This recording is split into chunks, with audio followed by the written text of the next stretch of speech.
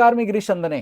तर आपण गेल्या 4-5 महिन्यापासून बोरवेल वॉटर कंडिशनर या विषयावरती आपले भगीरथ प्रयत्न चालू आहेत.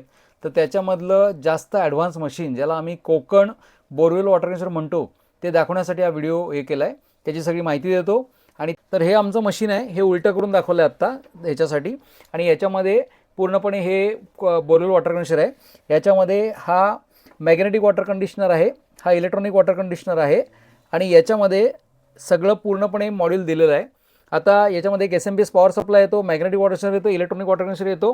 आणि याला आतमध्ये, त्याच्या आतमध्ये जे गरम होणारा पार्ट आहे त्यासाठी फॅन आणि कुलिंग फॅन दिलेला आहे. त्याच्यानंतर सर्वात महत्त्वाचं म्हणजे या इलेक्ट्रॉनिकमध्ये काही पार्ट प्रॉब्लेम झाला तर अख्खा युनिट कधीही बदली करावं लागत नाही. तुम्हाला फक्त कनेक्टर टाकून हा तुम्हाला चेंज करता येतो. दुसरी गोष्ट म्हणजे जर का कधी SMPS फेल झाला, की जास्तीत जास्त शक्यता असे असते की आपल्या MSCBच्या कृपेने कधी SMPS वगैरे फेल झाला तर याच्यामध्ये हा पूर्ण SMPS तुम्हाला एका मिनटामध्ये चेंज करता येतो. हा बघा, हा SMPS मी चेंज केला, हा तुम्हाला पुन्हा लावून दिला.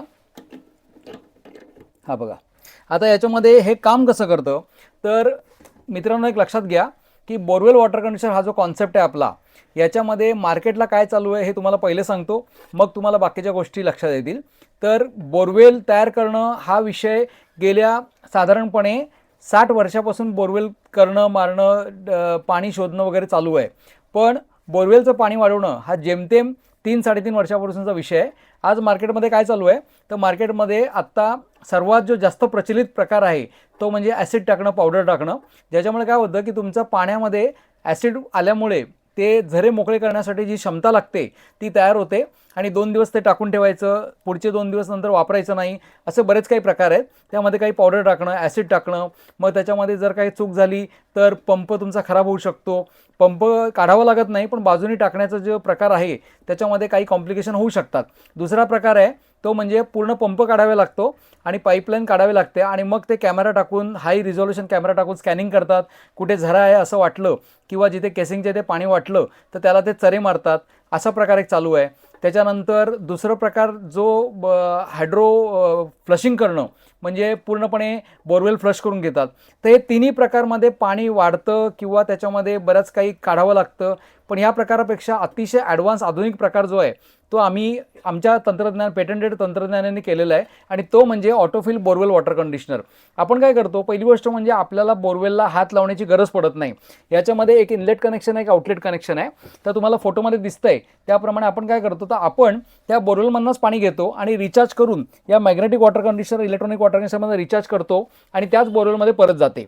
आणि त्यामुळे आपल्या बोरवेलच्या आतील जे पाणी आहे ते पाणीच ॲसिडसारखं काम करायला सुरुवात करते आणि त्याच्यामुळे आपला खूप चांगला फायदा होतो. आता साधारणपणे हे आमचं काम 1-1.5 वर्षापासून चालू आहे, पण आम्हाला जे यशोगाथा मिळायला लागल्या त्या साधारणपणे मार्च महिन्यापासून झाल्या. आणि त्यामुळे आम्ही याच्यावरती जास्त चांगलं काम करायला सुरुवात केली. आणि आत्ता ज्या टॉपच्या यशोगाथा आहेत त्याच्यामध्ये सर्वात पहिली यशोगाथा चांगली आहे, म्हणजे चिकार आहेत, पण मी तुम्हाला 2 सांगतो. त्यांचं हे मशीन मागवलं मी, मशीनमधून पाणी बोरमध्ये परत जातं रिचार्ज होऊन, अशी सिस्टीम आहे. त्यामुळे काय झालं की आतमध्ये जे काही क्षारामुळे बंद झालेले झरे असावेत तिथे खुले होतात या रिचार्जच्या पाण्यामुळे, आणि ते झरे मोकळे झाल्यामुळे बोरचं पाण्याचं लेवल वाढतं. 5 मिनिटं चालणार बोर हळूहळू वेळ वाढत राहिली, 10 मिनिटं, 15 मिनिटं, आता 15-20 मिनिटं पाणी व्यवस्थित येत आहे. तरी त्या टाक्यात 2-2.5 लिटरच्या त्या टाक्या मला भरायला 10 वेळा मोटर लावावं लागायची, पण आता ती एका स्ट्रोकमध्ये भरून जात आहे. त्यामुळे रिझल्ट चांगला आहे. कोकणामध्ये याचा वॉटर कंडिशनरचा उपयोग होऊ शकतो याच्यावरती आम्हाला काही शंका होत्या, म्हणून आम्ही थांबलो होतो. पण आता अजय धनावडे, खेड रेल्वे स्टेशनच्या बाजूला त्यांची सोसायटी आहे, तर त्यांनी आमच्याकडनं हे सर ह्याच्यावर तुम्ही इकडे ट्रायल करा, पण आपण ते करूया म्हणून त्यांनी हट्ट करून आमच्याकडनं ते मशीन मागवून घेतलं आणि आम्ही त्याची ट्रायल केली. आणि त्यातनं हे कोकण बोरवेल वॉटर कंडिशनर म्हणून डेव्हलप झालं आहे. 2 प्रकारचे वॉटर कंडिशनर आहेत, एक कोकणासाठी आहे आणि एक दुसरं नॉन कोकणसाठी आहे. तर याच्यातनं किंमत पण तुम्हाला सांगून ठेवतो, कारण नंतर सगळ्या प्रश्न असतात. हे मॉडेल आहे, हे 15,000 रुपयाला येतं. आणि जे नॉन कोकणसाठी म्हणजे विदर्भ, मराठवाडा, खानदेश आणि पश्चिम महाराष्ट्र याच्यासाठी जे मॉडेल येतं ते मॉडेल 12,000 रुपयाला येतं. याच्यामध्ये इलेक्ट्रॉनिक आणि मॅग्नेटिक वेव्स तयार केले जातात आणि त्या वेव्हच्या माध्यमातून आपण जमिनीच्या आतमधले जे झरे आहेत ते आपण मोकळे करतो. याच्यावरती मी ॲनिमेशन व्हिडिओ पण बनवलेला आहे. तर हे सगळी माहिती देण्याचं कारण असंच आहे की हे अतिशय चांगलं प्रोडक्ट आहे. आणि बऱ्याच जणांचे प्रश्न असे असतात की सर पाणी वाढलं नाही तर काय करायचं. एक लक्षात घ्या, हे जे इन्स्ट्रुमेंट आहे हे पल्स पोलिओसारखं आहे. हे पाणी वाढण्यासाठी नाही आहे, हे तुमचं पाणी नेहमी जिवंत झरे जिवंत राहावेत याच्यासाठी आहे. तर या सगळ्यावरती आपण विचार करा.